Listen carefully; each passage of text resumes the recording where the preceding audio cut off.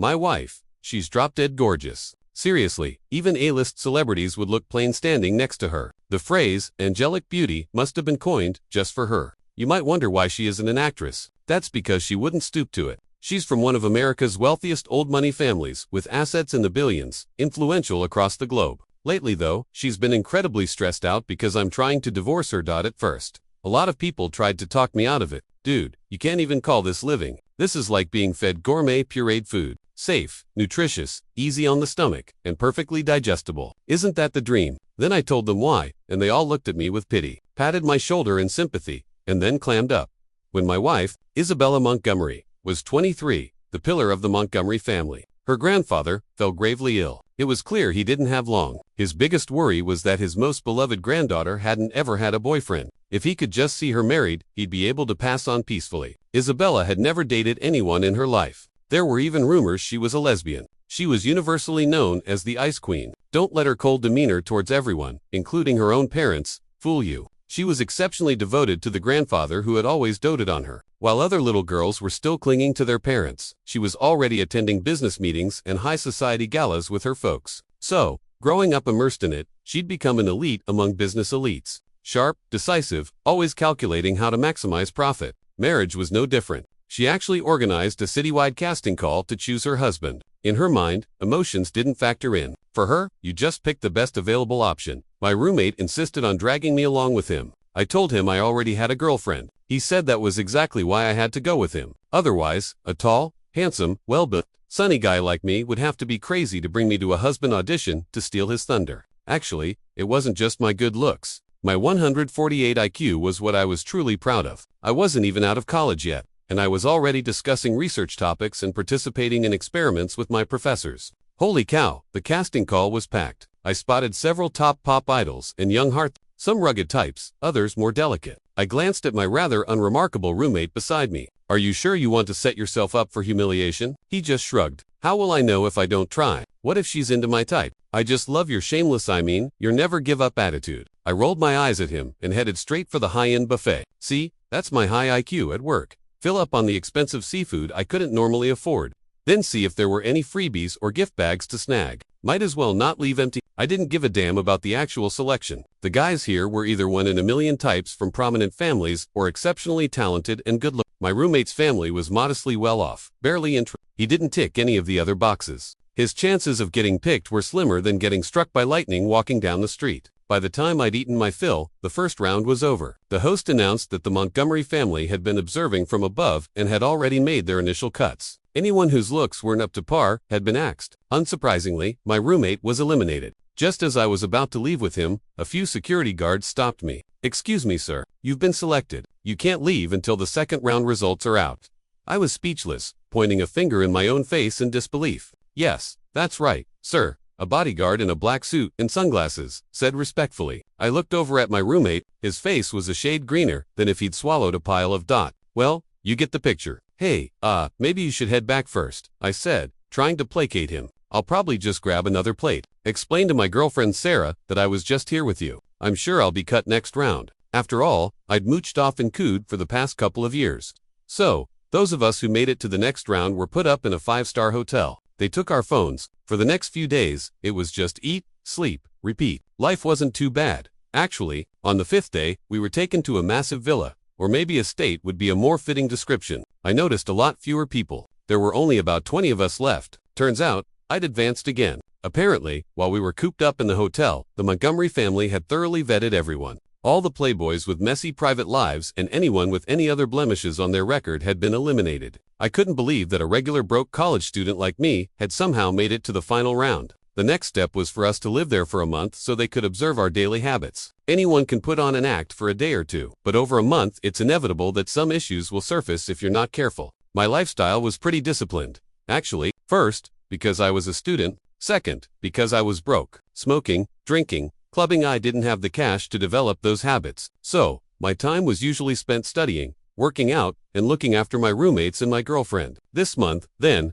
besides reading and exercising, I mostly kept my room and the common areas tidy. It was a pretty fulfilling routine. A month later, I was escorted into a car and taken to City Hall. Isabella Montgomery was waiting there. She grabbed my arm and started pulling me inside. not a hint of unfamiliarity about her. What's going on? I stammered, completely bewildered.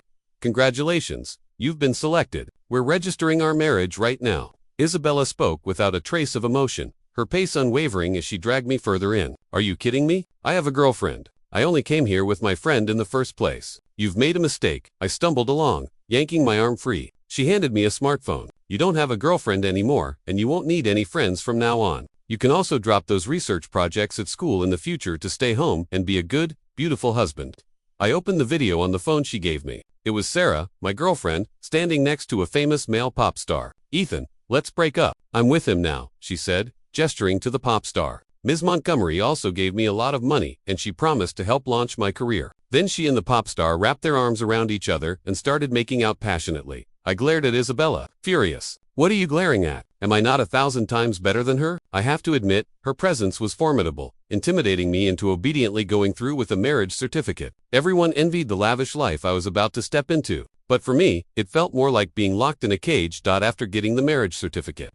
While her grandfather was still lucid, we had a grand wedding. On our wedding night, I discovered she had a severe case of First, she subjected me to a full-body disinfection, then a steam session, and finally, she meticulously scrubbed me down with a brush from head to toe before she'd let me near her. Furthermore, if my hand touched anything else, I couldn't touch her again. Throughout the entire act of intimacy, that hand had to be held high up, far away from her body. Initially, I was very interested in her perfect figure and angelic face, but after all her fussing, I lost all interest. The very next day, she brought in gourmet chefs, one specializing in French cuisine and another in Italian, to teach me how to cook. No honeymoon after the wedding. I could let that slide. But me, a genius with a 148 IQ, you want me to learn to cook? Soon, I had mastered fine cooking. Then it was landscape design and maintenance, hairstyling and makeup artistry, winemaking and sommelier skills, high fashion wardrobe management and care, full body massage therapy, pet care and training, advanced driving and auto mechanics, and then kickboxing, taekwondo, Brazilian jiu-jitsu, and boxing. Was she planning on giving all the household staff, bodyguards, and the butler a permanent vacation now that I was here? Once, Isabella took me to a cocktail party where I saw a world MMA champion. I actually felt an urge to go up and spar with him. At that moment, I felt terrifyingly strong. Life over the past 5 years of marriage had been well packed. From waking up to make her breakfast, right through to our nightly homework at midnight. Afterward, I still had to clean up the battlefield. She hated a messy bed. In our 2nd and 4th years, we had 2 sons. Before they were even a month old, they were taken to the main family estate to be raised. I only got to see them on holidays. And when they did see me, they looked at me like I was a stranger, less familiar to them than one of the nannies. One day, with her usual detached expression, she said to me, "Haven't you always wanted to work at the company? The head of urban planning is coming to the office today for a consultation. You'll be in charge of receiving her." I'd met this head she was talking about, a woman built like a linebacker, 6 feet tall, with a fierce, fleshy face. It was at another party. She'd had a bit too much to drink and latched onto me the moment she saw me. Back then, I hadn't started training in all those martial arts, and I was momentarily at a disadvantage. She took quite a few liberties. Isabella had been standing right there, watching it all as if I were a complete stranger. Today, she wanted me to entertain her. Well, now I could settle some scores. Perhaps sensing the fury in my eyes, Isabella added, "You absolutely must ensure she's well taken care of. If she decides to zone the land next to our real estate projects for something that increases property values, it's just a word from her." With that, she drove me to the most exclusive restaurant in town. Then, ignoring the way the female official's eyes lit up when she saw me, Isabella just said she had other business and left without a backward glance. But I wasn't a lamb to the slaughter anymore. Actually, this woman was pretty straightforward. I threw an arm around her shoulder and called her sis. "Long time no see. I miss you like crazy. Tonight, if one of us isn't under the table, we're not real friends." She blinked, then burst out laughing. "Anything else?" "Maybe not, but if it's drinking, I'll let you call him back up. Now, if you say that, I can't just back down." And just like that, we each polished off a bottle of whiskey and 2 bottles of red wine. We both ended up under the table. When I woke up at home the next morning, the first thing I saw was Isabella, her face "What happened with you yesterday? How did you get a department head that drunk? When they pulled you two out from under the table, you were both crying and swearing you were brothers for life."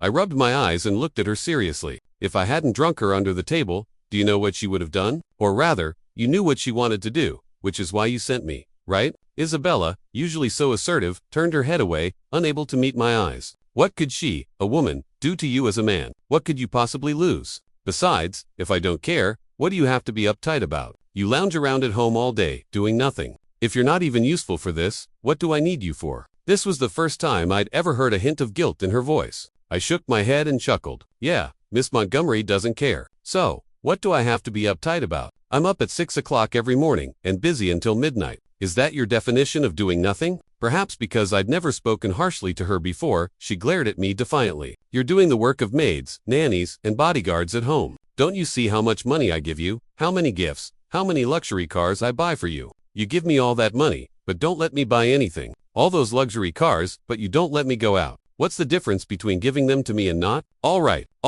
I see I've been too good to you. You've forgotten your place in this family. Today, you stay home and reflect on yourself. If you think the money in your account and the cars in the garage are the same whether you have access to them or not, then let's just cut them all off. With that, she stormed out. Watching her leave, I thought about my life these past 5 years. To outsiders, I was the enviable son-in-law of the Montgomery family, but only I knew what kind of life I was actually living. My previous research projects in college alone could have given me a vibrant and fulfilling life. Now I was like a dog locked in a cage. Not only did I have to guard the house and do my job every day, but I also had to constantly please my owner to keep her happy. I thought about it all day and couldn't understand why I was living such a tiring life. All this effort, and I was the only one moved by it. In everyone else's eyes, it was just what I was supposed to do. From today on, I was done with the pre-dawn to post-midnight grind, running around like crazy, catering to others. Over the years, I'd managed to save a little. I bought a regular car and started going out early and coming home late. I was either drinking with friends I hadn't seen in years, going fishing, or playing some ball. By the time I got home each day, Isabella would already be asleep. Her schedule was meticulously organized. She was a very self-disciplined, tough woman. I didn't want to disturb her, so I started sleeping in a separate room. Once I came to terms with certain things, my whole demeanor changed. I was no longer the person constantly rushing, practically jogging everywhere because there was never enough time. Now, I was much more cheerful and outgoing. The smile I'd lost had returned to my face. I got in touch with my old professors and told them I wanted to come back and continue working on research projects with them. They were thrilled and readily agreed, knowing my capabilities. After about a month of this comfortable new routine, I came home late one night and saw Isabella still sitting on the sofa. Usually, she'd be asleep by this time. Even the household staff had already retired. I saw her and said, still up, without pausing on my way to my room, haven't you had enough of your tantrum? You're out early and back late every day. Do you think this house is a hotel? Do you even see me as your wife anymore? As she spoke, her chest heaved dramatically, as if she'd suffered some terrible injustice. I ignored her, opened my door, and went straight into my room. As I expected, Isabella didn't follow me or press the issue.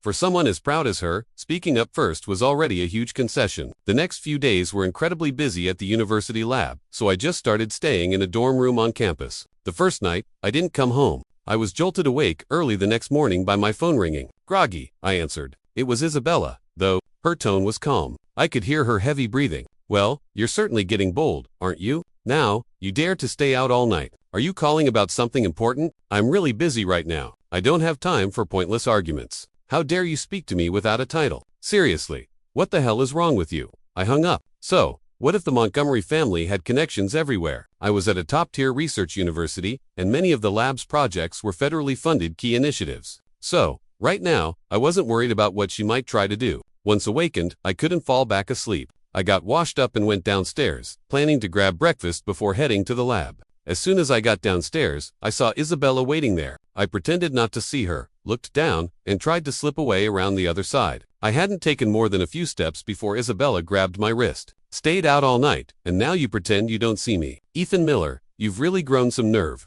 Do you think just because you're not spending my money and hiding out at the university, I can't do anything to you? I knew her too well. If she was saying this, she definitely had something planned. I didn't want to provoke her. It wouldn't do me any good. I've been extremely busy these past few days. The project is at a critical stage, so I haven't been home, and I'll need to stay here for a while longer. Did you need something? Yes, it's urgent. Come with me quickly. Without giving me a chance to refuse, she dragged me into her car. Half an hour later, we arrived at her company's headquarters. It turned out her company had been hit by a cyber attack from foreign hackers. All their computers were down, and her own tech team couldn't handle it. This wasn't my area of expertise, so I immediately called for backup. Our university was a hub for top talent from all across the country. One call, and a senior lab mate quickly arrived with a team. A few hours later, the problem was solved. Isabella paid them a generous fee and gave them handsome gifts. I'd helped her out with similar situations quite a few times before. Just as I was about to leave with my lab mate, Isabella called out to me. She asked me to have lunch with her. I asked if my lab mate could join, but he just smiled at me and politely declined. We went to a very upscale restaurant.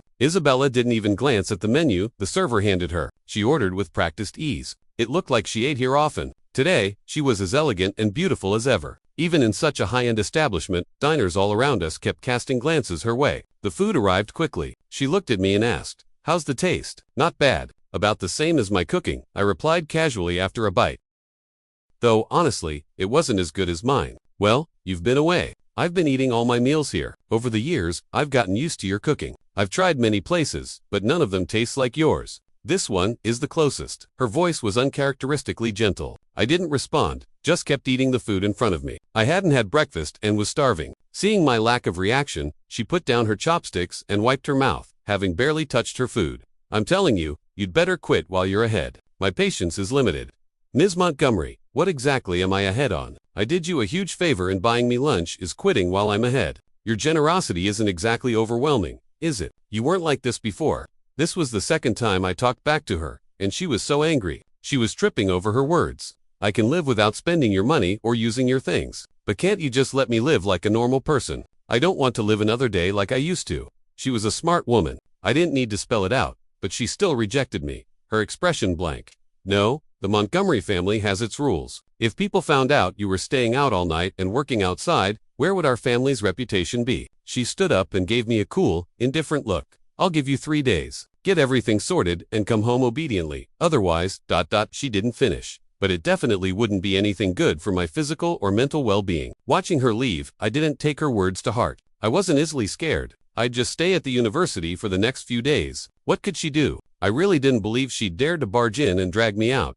After lunch, I went to buy some daily necessities to take back to the dorm, since I rarely had time to go out. 3 days passed in a flash. I was so engrossed in the lab work that I hadn't given her ultimatum a second thought. One day at lunch, the senior lab mate who had helped me at Isabella's company rushed into my office looking frantic. "Ethan, bro, I need a huge favor. My niece just called me, said she got hurt playing at a construction site. I can't get away right now. Do you think you could?" We had a good relationship, so I agreed without much thought. He gave me the location, and I put it in my GPS. As I got closer, something felt off. It was a derelict complex of abandoned buildings. All around were dilapidated structures, their doors and windows already stripped of anything valuable. What would a little girl be doing playing here by herself? This isn't right. I need to get out of here. I just made up my mind and turned to leave when suddenly a dozen burly men surrounded me, slowly closing in. "Mr. Miller, Ms. Montgomery requests your presence." "Come on, you two have had your little spat for a few days. That's enough. You can't just not come home, right?" The speaker was Vic the Bull Bronson,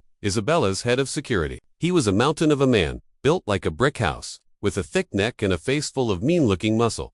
"All right, tell her I'll be home tonight. Tell her to be home for dinner. I'll pick up some of her favorite dishes. Haven't seen her in a few days. I actually kind of miss her." "Huh?" I tried to laugh it off, but the grim faces around me showed no one was buying it. "Mr. Miller, we all know you're smart, but you can't treat us all like idiots. Either you come with us or we take you. Your choice." With a nod, he signaled the others to advance on me. These bodyguards were just like Isabella, absolutely no patience. I took off my jacket, loosened my arms and legs, and got into a fighting stance. Well, looks like Mr. Miller wants to spar with us. "All right, boys, let's play with him," Ms. Montgomery said. "Just don't hurt him too badly. Get him, boys." At Bronson's command, the others moved in. All those martial arts I'd learned weren't just for show. Taking down these security guards was almost too easy. As a chorus of pained cries filled the air, Bronson, whose face I'd already pummeled into a swollen mess, looked increasingly furious. He hurriedly called Isabella. When he hung up, there was a new confidence in his eyes. "All right, boys. Miss Montgomery has new orders.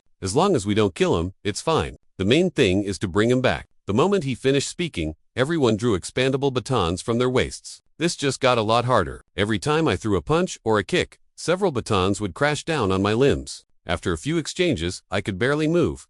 "Stop, I'll go back with you. Discretion is the better part of valor, right?" I didn't expect that scumbag Bronson to have gotten so riled up by me fighting back. They were used to throwing their weight around under the Montgomery name. When had they ever taken a beating? "In your dreams, Ms. Montgomery said he needs to be taught a lesson. Boys, don't stop. Keep hitting him." In the end, they broke both my arms and then dragged me back. When I got home, Isabella wasn't there. Bronson must have reported the situation to her. The moment I walked in the door, the Montgomery family's private medical team was already waiting. My injuries were quickly treated, and my arms were put in casts. Their recommendation was 3 months of quiet recuperation at home, no strenuous activity. Then they assigned a young nurse to look after me. When Isabella came home that evening and saw me lying in bed, maybe my eyes were playing tricks on me, but I thought I saw a flicker of pain in her expression. It vanished in the blink of an eye. I guess I was mistaken. I warned you, but you didn't listen. When they came to bring you back, you resisted. If you don't learn your lesson the hard way, you'll never behave. With that, she handed the insulated container she was carrying to the young nurse.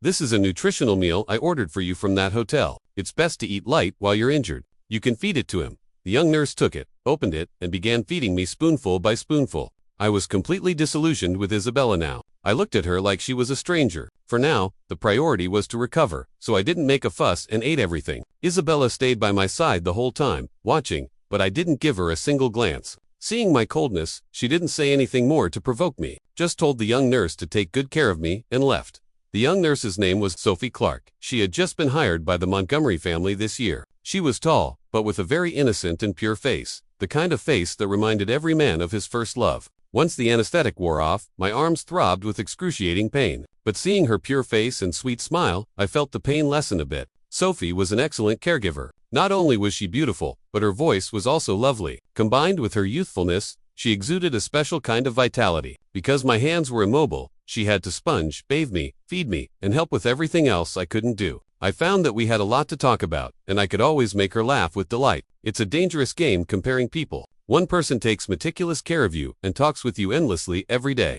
The other, you cater to her every need, day in and day out, and she looks at you like you owe her $1 million.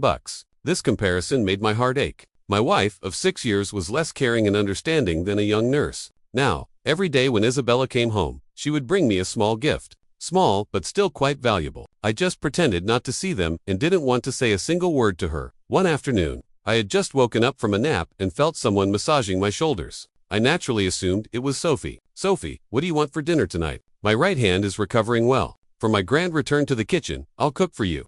After a moment, with no response, the pressure of the massage on my shoulders increased. Why aren't you saying anything? Sophie, is something wrong? How about this? You rest for a bit. I'll go whip up something delicious. And then this afternoon, I'll take you to the aquarium. How about that? With that, I swung my legs over the side of the bed. When I saw who was actually beside me, I was so startled I almost lost my footing. I tried to steady myself as naturally as possible. What are you doing home in the middle of the day? Even to my own ears, my voice sounded shaky. The person massaging me was none other than my wife, Isabella. Her face was grim, and her eyes seemed to have something shiny in them. It probably wasn't tears. I'd only seen her cry once at her beloved grandfather's funeral. What? Am I interrupting something?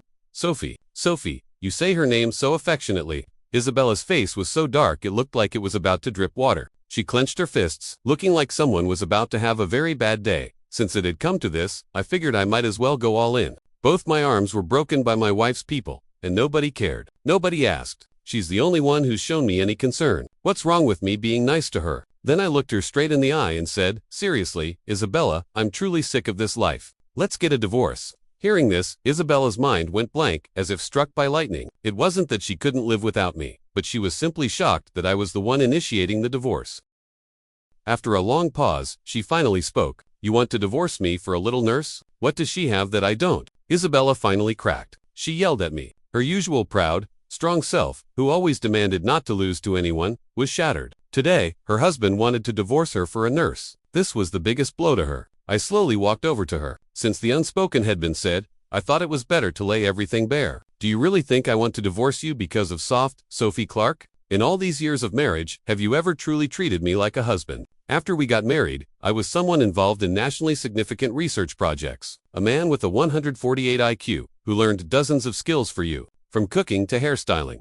For years, I never left your side, revolving around you. And when did you ever care about me? When did you ever give me a kind look? I caught a cold standing in the rain for you, and you were disgusted, afraid I'd infect you. So you isolated me for over a month. Because of your phobia, every time we were intimate, I had to disinfect myself, then scrub myself with a brush. If my hand touched anything else, it couldn't touch you. Every time it was in some awkward position. Do you know how humiliating that is? For the sake of the company's interests, you were willing to offer me up to that executive. What do you take me for? In 6 years of marriage, I haven't felt a shred of warmth in this home. I was just upset and went out to clear my head. and you had people break both my arms with batons. I'm scared, Isabella. I'm really scared. I'm terrified that one day, if I displease you, you'll get rid of me. For whatever our marriage was worth, please let me go. Okay. My words were sincere, my attitude utterly humble. Just hoping she would soften and let me off the hook. It's not like that, honey. I was just inconsiderate. I thought if I kept you at home, you wouldn't have to work. You'd eat well and live well. That would be better than whatever life you'd have outside. I thought you'd be grateful. Isabella burst into tears and hugged me, her voice incredibly gentle as she tried to explain. I gave a bitter smile. Why would you think someone involved in top-level national research would feel happy just because they have food and drink? We have a dozen major national projects a year. I can eat or drink whatever I want. I stopped working after we got married. Yes, but I was up at 6 o'clock every morning and busy until midnight. That's many times more exhausting than my actual job. The money and cars you gave me, I barely left the house once a year. The credit cards were in your room. I never touched a cent. The cars are probably rusting in the garage. I haven't gained anything, only a body full of injuries. What the hell was all this for? Finally, I had the chance to pour out all the grievances I'd bottled up for years. Though tears streamed down my face, my heart felt much lighter. Perhaps hearing me say all this, she finally realized how much I had given and how little I had received in return. This caused a seismic shift in her usual understanding of things. She held me tightly, repeatedly apologizing. I could even feel her whole body trembling. This was how she'd been the day her grandfather died, when she cried and collapsed in my arms. I gently pushed her hands away, wiped my tears, and looked at her with cold eyes. If you truly feel sorry for me, then let me leave. I really don't want to spend another minute in this house. With that, I attentively started to walk towards the door. She just stood there, hands covering her face, sobbing, making no move to stop me. I went back to my room, took only one of my bank cards. It was all my own money, enough to last me the rest of my life, and left the Montgomery house without taking anything else. The first thing I did was explain the situation to the university. They agreed I could return once my injuries healed. Then I found a hotel to recuperate properly. On the third day at the hotel, around noon, there was a knock on my door. I thought it was the takeout I'd ordered. When I opened it, I was stunned by the scene before me. The hallway outside my room was lined with over a dozen men in wheelchairs, all with their arms and legs broken. At the very front was Vic Bronson. The moment he saw me open the door, he slid out of his wheelchair and threw himself at my feet. Besides his shattered limbs, there wasn't an unbruised spot on him. Mr. Miller, boss, dad, you're my real dad. I know, I was wrong. I've been punished. Please, just forgive me, okay? Otherwise, I'm a dead man. He bowed repeatedly as he spoke, groveling. All right, I forgive you all. You can go now. I knew who was behind this, and I didn't want to pursue it. I just wanted nothing more to do with her. The next day, I was in the bathroom brushing my teeth when someone knocked again. This time, I checked the peephole and saw it was hotel staff before opening the door. A female attendant and a man who looked like a manager walked in. They were exceedingly friendly. Mr. Miller, the room you booked for 6 months. Due to hotel renovations, we unfortunately have to move you to another room. I'm an easygoing guy, just changing rooms. What's the big deal? So, while the attendant packed my things, I readily went with him to the new room on the top floor. This is the room you're moving me to. Isn't this the presidential suite? I'd traveled on expense accounts before. I'd seen a thing or two. I'd stayed in rooms like this. That's right, Mr. Miller. This is all our hotel's fault, causing you such trouble. So, this is our gesture of sincerity. Seeing him spout such blatant lies with a straight face, I almost burst out laughing. It was obvious who was behind the charade again. Well, might as well stay. As long as I didn't have to see her, it didn't matter where I stayed. Then every day, 3 meals a day, staff would wheel in a cart, lift the silver cloches, and place an array of expensive dishes on the table in front of me. Might as well eat it. It's free. I'm not one to let pride make me suffer. I regretted not taking the credit card Isabella had given me when I left her house. I never checked the balance, but it was definitely an astronomical sum. She was quite generous with me in her own way. On the third day, a few people dressed as doctors arrived. 2 of them looked familiar. They were from the Montgomery family's private medical team. After giving me a thorough checkup, they concluded I was recovering well, healthy with no other issues. Just couldn't overexert myself. Basic daily activities were fine. As they were leaving, I quietly pulled one of them aside and asked why Sophie Clark hadn't come. He just gave an awkward smile and didn't answer. On the 4th day, Isabella came herself. I opened the door and let her in. She had reverted to her usual cool, goddess-like CEO demeanor, impeccably dressed, and made up in the style I used to do for her. However, she looked a bit unwell, rather haggard. After entering the room, she didn't speak, just walked to the center, scanned her surroundings, and then frowned slightly as if displeased with something. Tomorrow, I'll send someone over to add some entertainment facilities to the room. What games do you like? As she spoke, she hugged me from behind, rested her chin on my shoulder, and whispered softly into my ear. her breath warm. I struggled a bit, but my arms still weren't strong enough to break free. Have you thought about the divorce? I don't want anything, just my salary card. As I said that, I clearly felt her body tense up, and even her breathing quickened. It seems you haven't cooled down after all these days. Honey, I will not divorce you. I came to talk to you properly about my side of things. From her account, I learned that Isabella Montgomery, though seen by outsiders as a lofty, adored figure, also had her hidden secrets. Isabella's parents both came from wealthy families. Their marriage was a strategic alliance between dynasties, devoid of any real affection. Her mother lived with a past love, her white moonlight boyfriend, while her father was far more prolific, spending his days with a string of different women. Before marrying me, Isabella had been very resistant to the idea of marriage, which was why she never even had a boyfriend. Despite her privileged background, apart from her grandfather, she had never felt loved by anyone. Her parents both had their own separate lives and families, and they couldn't stand each other. Consequently, she, the legitimate daughter, was less favored by her parents than their children born out of wedlock. Therefore, from a young age, she felt she couldn't rely on anyone else. Only money, power, and her career were things that would stay with her for life. She had always treated everyone as a means to an end. If she was nice to someone, it was because she could use them. If others were nice to her, it was because they could use her. Even when she married me, she still believed this approach was correct, that emotions would only slow down her wealth accumulation. But people, after all, have feelings. They're not cold-hearted stones, especially with me by her side these past few years. My meticulous care had unknowingly allowed her to experience the warmth of a home. It meant that no matter how late she came home, there was always someone there. A bowl of soup, a light left on, waiting for her. When she was troubled by work, there was someone to hold her, guide her, support her. When she was happy, there was someone to share her joy, celebrate with her, go wild with her. When you have this kind of family warmth, you don't think it's anything special. But once you lose it, the feeling becomes much more pronounced.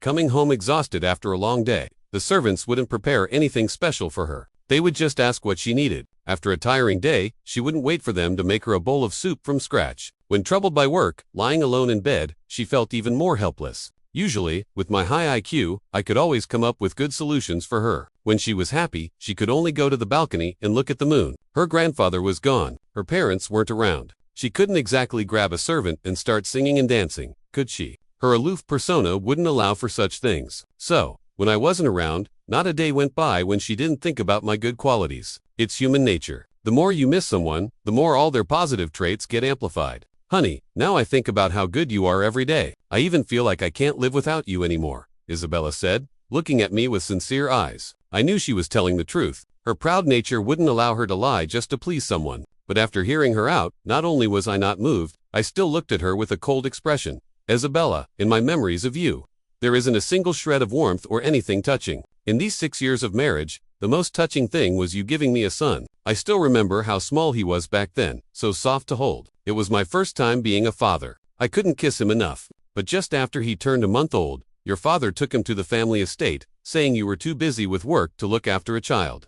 And he couldn't let him pick up my poor habits. Honestly, the only thing I've felt since leaving you is relief. I'm not going back, and I'm asking you to let me go. Over these years, I had genuinely given her my heart. If it had just been about her money, if I had acted like her servants, just doing a job for pay, she wouldn't have felt any warmth. The light in Isabella's eyes dimmed progressively as I continued to speak, finally ending in a bitter, wry smile. I always believed that money and power were the highest goals a person could pursue.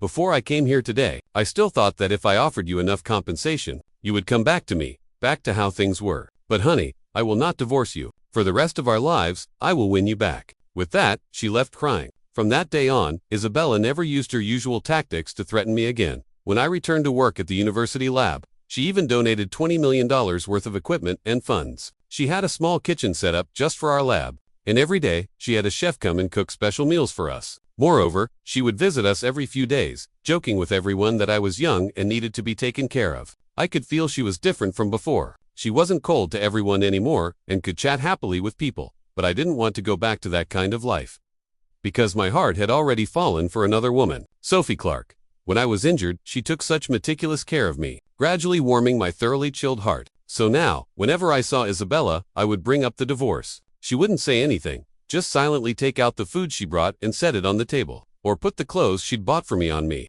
I would throw all the food into the trash can, and the clothes and gifts directly on the floor. Every time I would anger her so much she'd run off crying. Perhaps it's because I hadn't seen Sophie Clark for a long time recently. After work, I found myself unconsciously driving to her apartment building. Coincidentally, Sophie was outside, looking like she was waiting for someone. I quickly checked my appearance in the car mirror, got out, and strode towards her. Suddenly, a figure darted past me and threw himself onto her. I rubbed my eyes and saw it was a good-looking young man hugging her tightly. I could clearly hear the sweet nothings they were whispering to each other. Yet, they were completely oblivious to my presence nearby. Dejected, I walked back to my car and slumped over the steering wheel, trying to get my emotions under control. What's wrong? About to confess your love, only to find out she already has a boyfriend.